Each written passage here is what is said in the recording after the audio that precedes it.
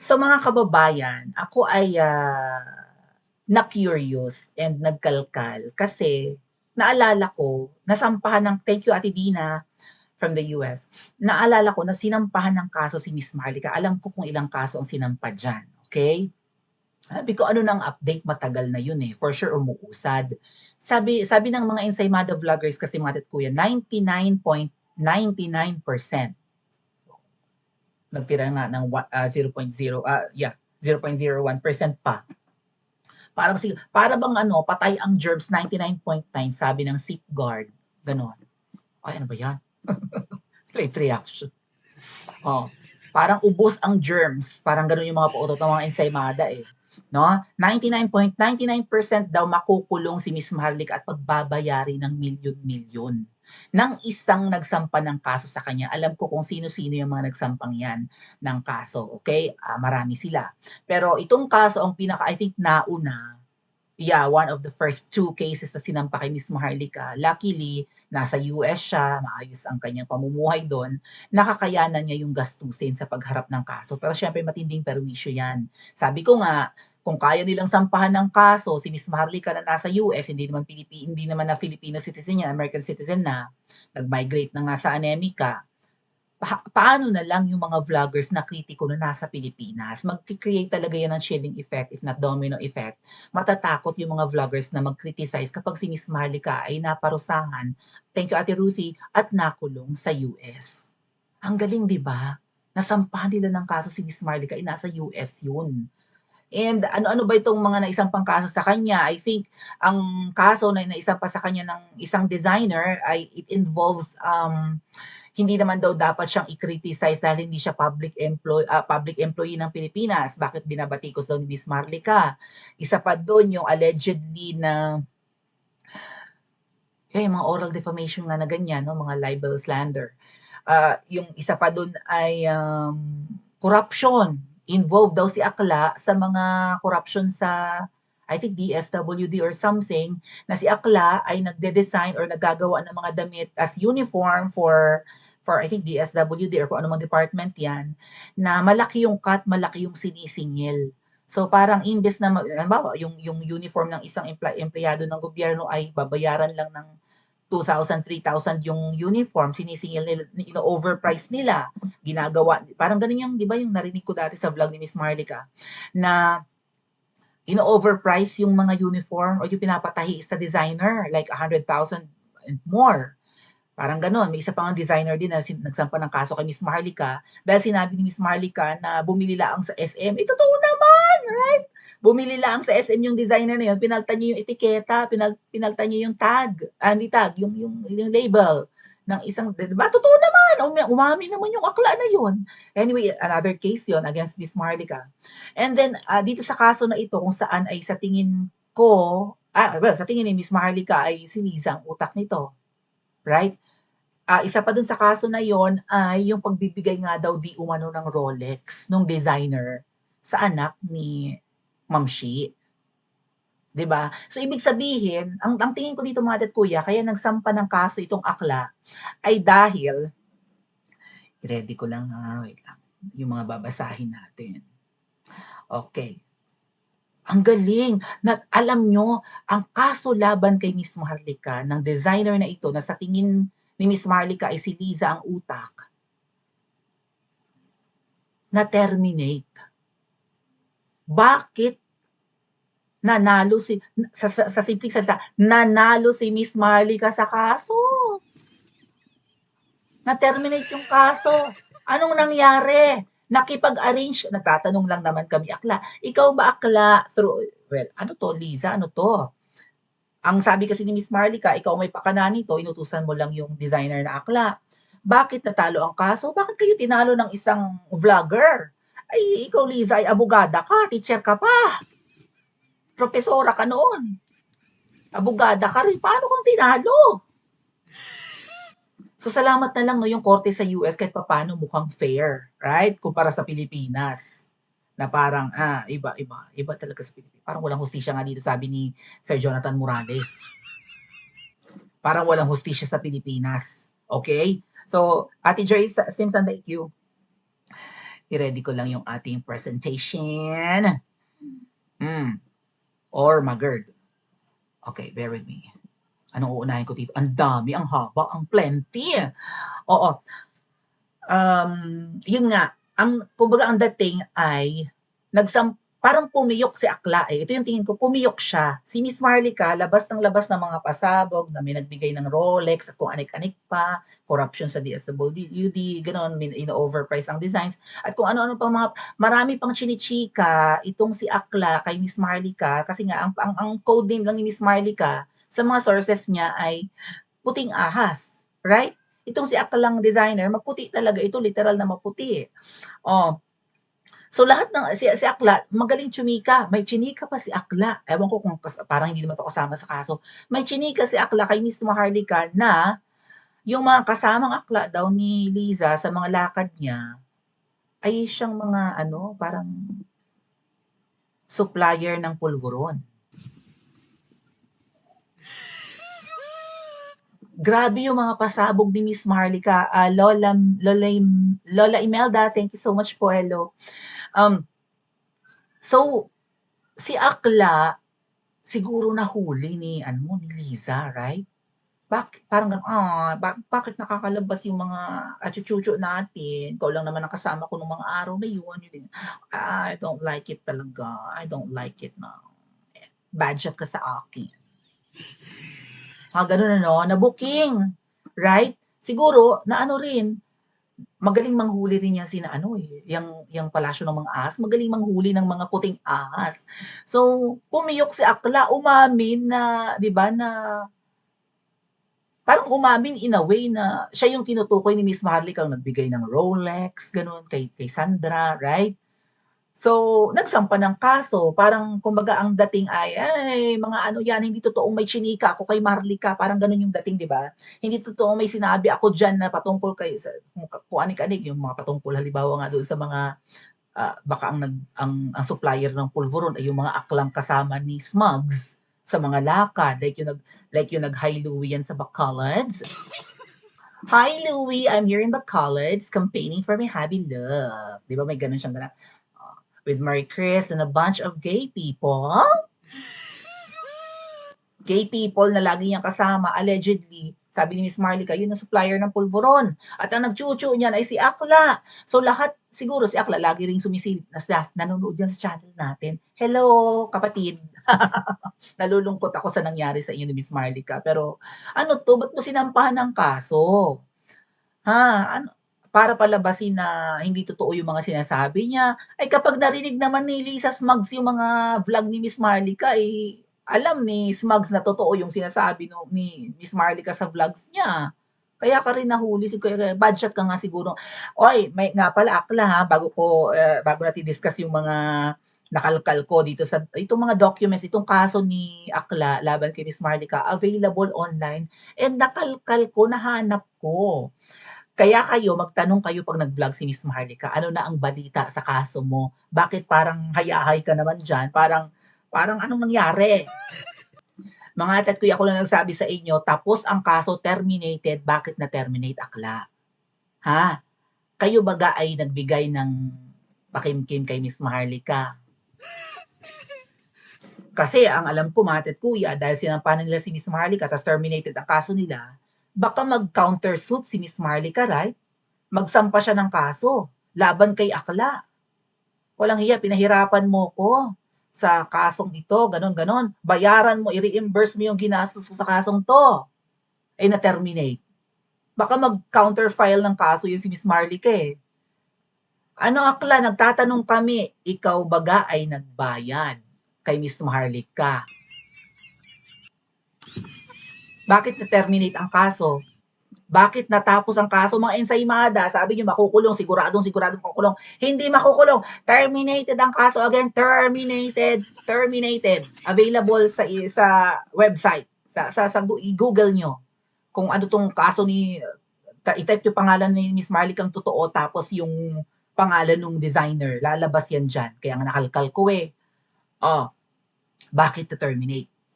Kayo baga ay nagbigay ng limpak-limpak kay Miss Maharlika para matapos na ang kaso ring ito. Kasi ramdam ko babalikan ni Miss Marlica 'to, 'di ba? Gigil na gigil yan kay Smugs. Alam niyang si Smugs ang utak ng kasong 'yan.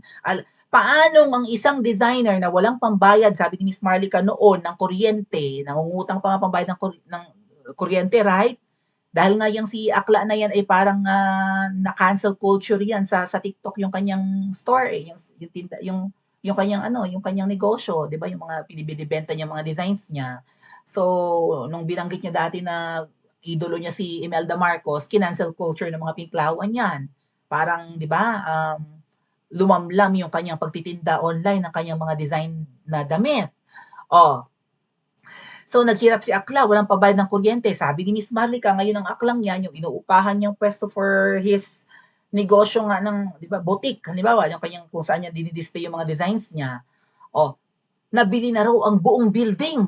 Hindi lang yung pwesto, buong building nabili ni Akla. Paano kang biglang yumaman? Kauupo pa lang ni Kuting. Akla. Biglang yaman si Akla. Ay, isa pa pala sa kaso na available naman online kasi Akla, huwag kang ma-imbyer na, magaling lang talaga ako mangalkal. Anong silbi ng pagiging teacher ko kung di ako magaling mag-research? Isa sa mga kasong or involved sa kasong sinampa niya kay Miss Marlica ay yung sinabi ni Miss Marlica na ang nag-fix ng, sabi ni Miss Marlica, shit. Huwag kayo tumawag, live ako. Sorry. Teka lang, i-ano natin para hindi ako maabala sa discussion. Okay, paano ko yan?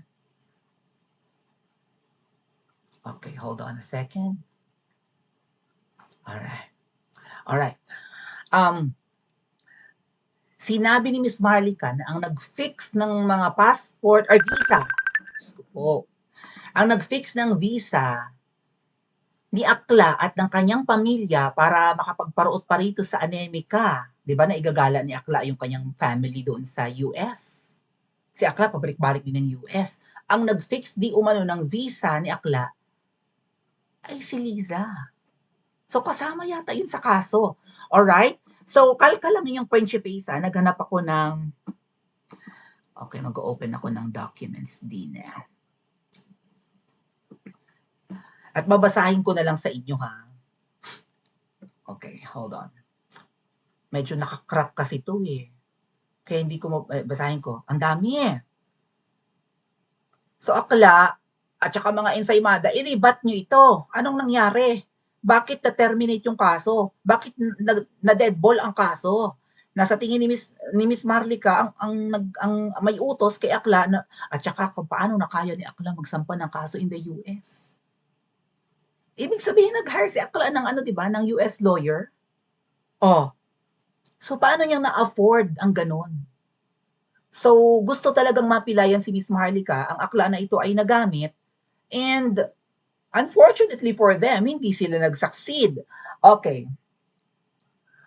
So, basahin ko to sa inyo. This is from pacemonitor.com. Okay? Kaso ni Avel Bacudio versus Claire Contreras or Maharlika. Ang haba. Saan ako magsisimula? Teka lang. Backwards tayo, backwards. Sige, backwards. Ano to? Okay. So, nakalagay yung pangalan ng judge, Josephine Staton.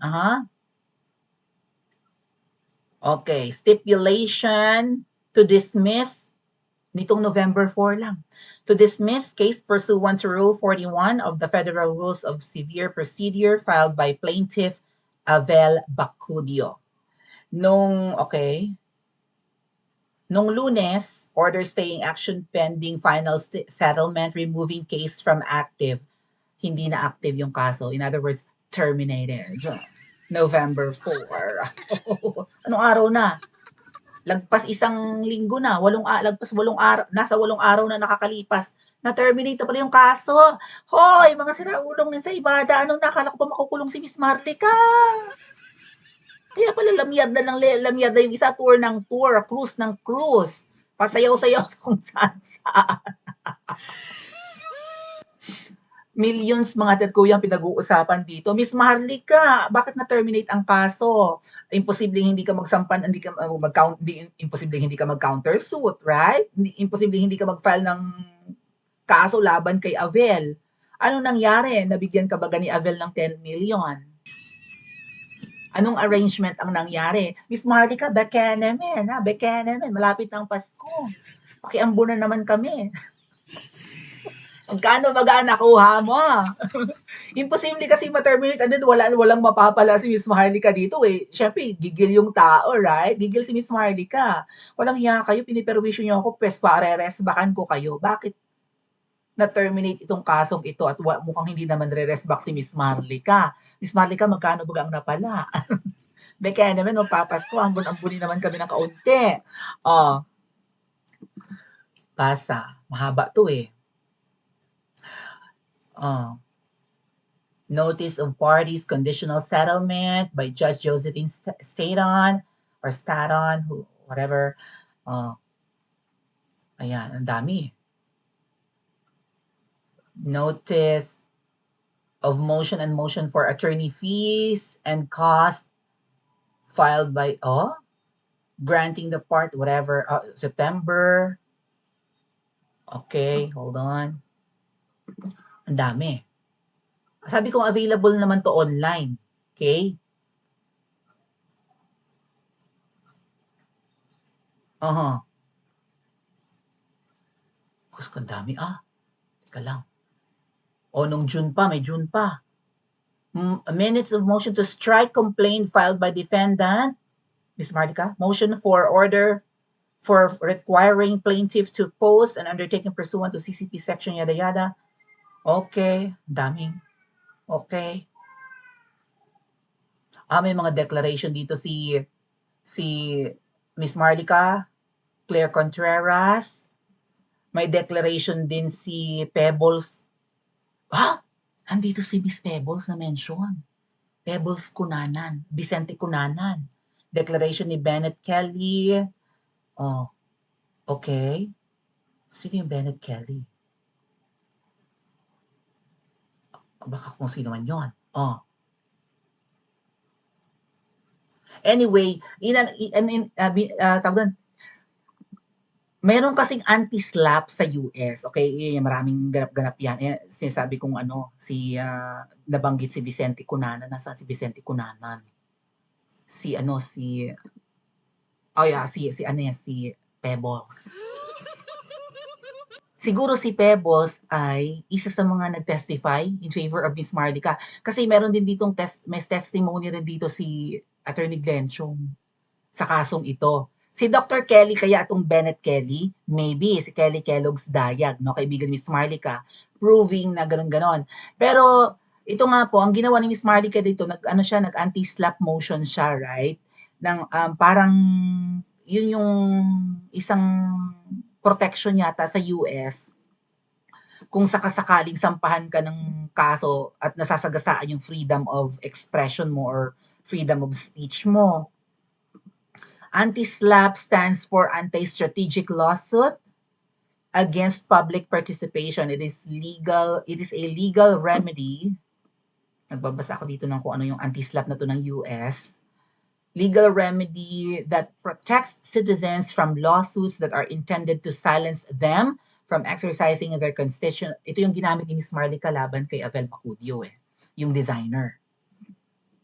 Constitutional rights, yun. Anti-SLAPP laws are intended to prevent wealthy individuals from intimidating others from speaking out against them. Wealthy individuals katulad ng pamilyang Marcos. Okay, dali may babasahin ako sa inyo dito itong anti-SLAPP ni Miss Maharlika, kaya nanalo si Miss Panalo si Miss Maharlika, kaya yung isa parang hindi apektado.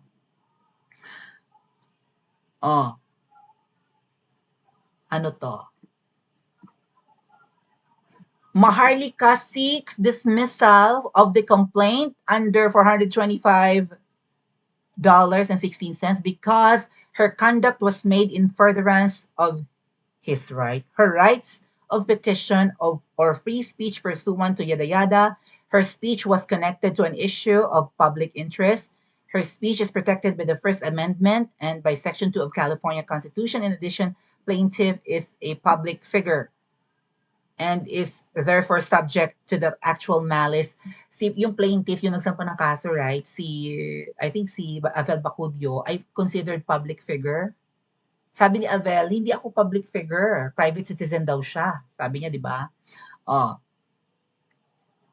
Plaintiff cannot meet his burden under section yada yada yada yada. Oh. Hold on. Zoom natin. Defendant is a Filipino-American video blogger based in LA who since 2015 broadcasts Boldiac TV via YouTube, si Miss Marlica tinutukoy, and social media channels under the moniker Maharlika Boldiacera. Defendant choose the name Maharlika because it's Tagalog phrase yada yada. Yun daw pinili Miss Maharlika. Yung defendant is a former friend of plaintiff. Magkaibigan. Yung defendant, si Miss Maharlika, ay dating kaibigan nung nagsampa ng kaso. A well-known Filipino fashion designer and helped revive his career by introducing him to BBM and his wife, si Miss Maharlika, ang nag-introduce kay Avel Bacudio. Naawa siya kasi di ba? Yun yung kwento. Naawa si Miss Maharlika kay Avel Bacudio kasi na-cancel culture siya ng mga piklawan. Ay siya naman ay Fanny Imelda. In-introduce ni Miss Maharlika si Avel sa mag-asawa kay BBM at saka kay Liza. Hello, Ate Pervina. So, ayun, ito yung anti-slap motion niya, no? Yeah, mahaba to eh. Zoom natin. Hanap pa tayo. Okay. What? Filipino-American entrepreneur who immigrated to the United States in 2008. Yan yung mga declaration ni Ms. Maharlika. I am a proud Filipino-American as I see the Philippines as a nation with great potential undermined by a legacy of kleptocracy. Nakawan. Ayan. Boldiac TV, this concerns that what led to my launch, my social media platform in 2015 kasi nga, di ba, hindi niya matake yung mga corruption sa Pilipinas. Nag-vlog siya ng 2015. Nakatanggap pa ng Leadership Excellence in Social Media Vlogging Award from the Outstanding Filipino in LA or Top LA Award. Yun, nabigyan ng award si Miss Maharlika being one of the outstanding Filipinos in the US. Hold on. Ito yung statement ng abogado ni Miss Maharlika. Basahin ko sa inyo Claire Contreras, totoong pangalan ni Miss Maharlika, aka Maharlika, anti-slap motion against Avel Bacudio.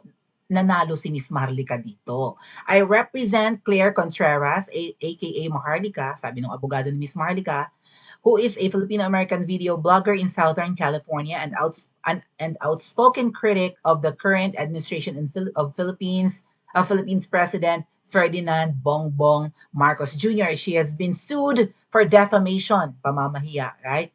Inakusahan ng isang Filipino designer whose close ties to the Marcos family, and today we filed a motion under California's anti-slap law to dismiss the claims.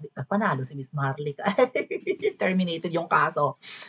I normally do not post motions, sabi ng abogado ni Ms. Maharlika, of pending cases, but because this was such an undertaking and because of the seriousness of the situation in the Philippines, where the current president is trying to whitewash the abuses of his father's reign, 'di ba? Pilit binubura ang abuso ng kanyang tatay noon, and where journalists are being jailed and killed.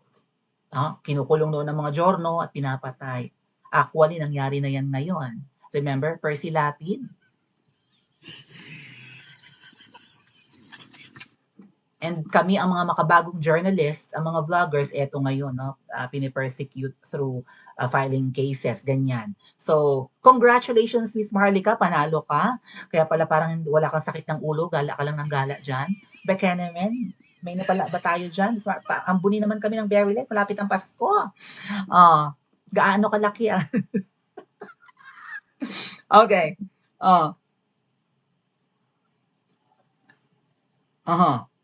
I wanted to share it so that people might gain and, sandali. Bear with me. Ay, ano ba yan? Kung saan ako ay, si Kuting!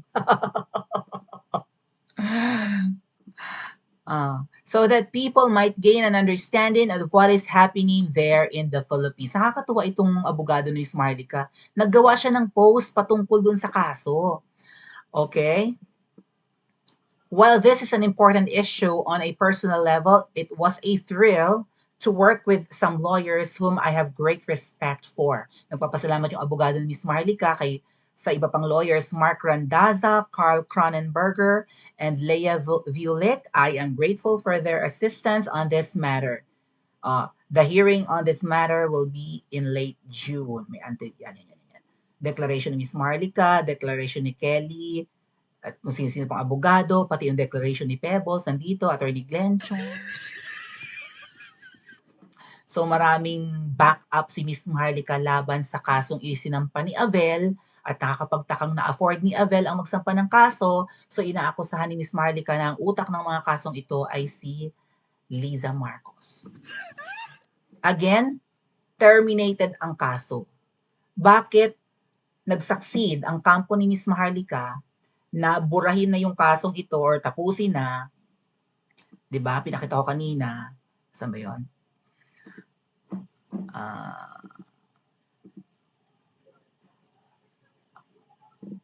Ayan. Ay, bakit siya nakipag-settle? Nakipag-settle? Kasi nakalagay dito, notice of settlement filed by plaintiff Avel Bacudio. Hindi ako abogado, kaya hindi ko naiintindihan. Pero ang sabi dito, bakit merong settlement na naganap? Right? Oh, November 1. Nakalagay yun, November 1. Notice of settlement filed by plaintiff Avel Bacudio. Nakipag-settle noong November 1.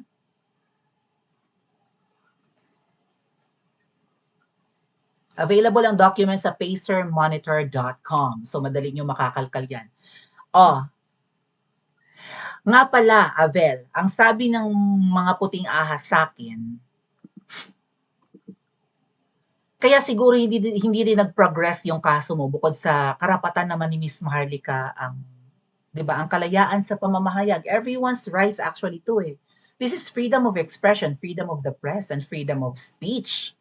Hindi lang to hindi lang to gina-guarantee ng US Constitution. Even ng gobyerno ng Pilipinas at ng ating saligang batas, malaya tayo makakapagsalita. Well, limited yan kapag libelous yung mga statements mo or hindi totoo. So kung hindi totoo yung mga sinabi ni Miss Marlica, dapat kulong yan, dapat nagbayad yan. Ang alam ko, magkano hinihingi ni na Avel? $2 million? Right? Or maybe more? Magkano bang sinasabi ni Miss Marlica? Na parang kapag natalo si Miss Marlica sa kasong ito, bukod sa kulong, magbabayad siya ng milyon-milyong dolyar. Na-dismiss ang kaso, hindi lang dismiss, terminated, tapos na yung kaso. May nabasa akong settlement. Nakipag-settle ka ba, Avel? Ngayon, kung nakipag-settle sila, Miss Marlica, magkano ang naibigay sa iyo? Beka naman. Paambuni kami ng very, very light. Ilang milyon yan, Miss Marlica? Ambuni naman kami ng konti. Di ba? Hindi sila nag-succeed. Ang rinig ko at ang sabi ng mga puting ahas, Avel, baka isa to sa naka-apekto sa kaso mo, hindi ka na binibigyan ng proyekto. Paki-confirm, Avel, at paki-deny. Ang sabi kasi ng puting ahas, hindi ka na binibigyan ng proyekto ni Ma'am Shi. Wala ka ng mga projects. So baka wala ka ng mga kontrata na mag-design ng mga damit sa kung saan saang department ng 'di ba, ng gobyerno or agencies, and baka hindi na nagpapatay si Ma'am Shi ng damit sa iyo. Kung kayo baga naman mga ate at kuya si Ma'am Shi, ilagay niyo ang sarili niyo sa sitwasyon ni Ma'am Shi. Nalaman ni Ma'am Shi na traidora itong akla, na chismosa, na lahat ng mga, 'di ba, lahat ng mga naoobserbahan ni akla pinaparating kay Miss Marlica. Ay syempre siguro si Avel naman ang kanyang intensyon na, ewan ko, marami namang aklang ganyan mimosa, 'di ba? Marami akong kabarong chismosa. Machuchu, right? Matalak. Lalo na, naku, alam na alam ko yan kasi nung nagtatrabaho ako sa salon, yan ang libangan ng mga akla, magtsikahan, magchismisan. So, 'di ba, marami siyang pinaparating, katulad na lang nung sabi ni Miss Marlica na si Avel yata ang nagbanggit na yung mga kasamang akla ni Ma'am Shi ang supplier ng pulburon. 'Di ba mga mabibigat na allegations 'yan, mabibigat na mga tsismis or paratang. So, at saka alam siguro ni Avel na 'di ba mga manggugurgur ang mga 'yan, mga traidora, right? Right? May kaalaman di umano sa witchcraft and voodoo. So kaya ang ginawa ni Avel siguro to make up for his sins kina Liza or sa pamilya ni Liza, nagpagamit siya or maybe siya ba ang nag-initiate na magsampa ng kaso? Ang dami niyang pera para sa Pilipinas ka nga lang magsampa ng kaso, magkano ang attorney's fee? 100K? Tanggapin lang yung kaso mo, 100K, maybe more. Okay, gusto mong hawakan ka ng isang abogado, yung acceptance fee nila baka mababa ang 100,000 pesos. Kapag ka, di ba, may mga hearing, panibagong kita for the lawyer yan. O, sa Pilipinas yan. How about sa US? Ang yaman naman ni Akla. Inilapit lang to ni Miss Maharlika, yun nakalagay dun sa kanyang anti-slap motion. Inilapit lang niya dahil nga nabubuli ng mga pinklawan. Nang dumikit kina BBM at Liza, biglang yaman. Lahat naman yata ng dumidikit sa mga yan, biglang yaman. Parang gano'n, no? Biglang taba, biglang asenso. Pero ang sabi ng puting ahas, wala ka ng proyekto, Avel. Kung meron man, baka konti na lang. So, kumbaga siguro, kung i-analyze natin yung isip ni or tumatakbo sa isip ni Liza, I don't wanna trust him anymore. Bad shot na siya sa akin. Si VP Sara nga na hindi naman, di ba, yun ang vlog, yun yung interview kapon ni VP Sara. Hindi ko alam ang kinagagalit ni Liza Marcos sa akin. Tumawa daw ako nung sinabi ni PRD na bangag yung asawa niya. Wala ngang basihan yung galit ni Liza Marcos. Ay nga pala, alam ko ang dahilan kung bakit siya imbierna. Iba-vlog natin sa susunod. Wala ngang basihan yung pagkagalit niya kay VP Sara na galit ng bongga. Itong kay Avel. Ang laki, ang tindi ng mga allegations ni Miss Maharlika sa'yo. Na nagbigay ka ng Rolex. Bakit ka nagbibigay ng Rolex kay Sandro? Ang bibigat na ikaw ang nagchuchucho, na si Liza ang kanyang mga alipores ay supplier ng pulburon. Na ikaw ay may mga kickbacks sa mga gastusin sa gobyerno kung ikaw ang nagde-design ng uniform ng mga empleyado ng DSWD. Tapos kung ang value lang naman ng uniform baka 5,000 lang yung di ba, yung terno na uniform, pantaas at pambaba. Tapos biglang i-declare niyo ng parang ganyan narinig ko kay Miss Marlic Involved ka sa korupsyon. Ang bibigat ng mga paratang ni Miss Maharlika sa'yo. Ang dai niyang sinabi, mga chinucho mo at kinode-name ka nga lang niyang puting ahas, pumiyok ka. Hindi ka naman niya pinangalanan. May mga hint lang na kaibigan niyang designer yung 'di ba? Ay wala na, nabuking na si Akla, umamin din. Siya naman ang biglang umamin Parang yung taga Comelec na si George Garcia, 'di ba yung kay Sir Marcoleta. Ang sabi ni Sir Marcoleta, may isang taga Comelec na bilyon-bilyon ang US bank account, offshore account. Hindi naman pinangalanan ni Kong Marcoleta, pumiyok si George Garcia. Parang ganun yata yung nangyari kay Avel. Pumiyok siya. Kasi parang alam niya na yung mga binavlog ni Miss Marlica, yung mga galing sa kanya. And parang hindi siya malintikan kay Liza, yun, sinampa niya ng kaso si Miss Marlica. Ang ending, talo si Avel. Terminated ang kaso. May nabasa pa akong word na settlement. Nakipag-settle ka ba, Avel? Magkano ang pakimkim kay Miss Maharlika para matapos na ang inyong sigalot? At paanong natalo ang isang abogadang katulad ni Liza ng ordinaryong vlogger na katulad ni Miss Maharlika? Hindi kaya't ang kanyang mga sinasabi sa kanyang mga vlogs ay totoo?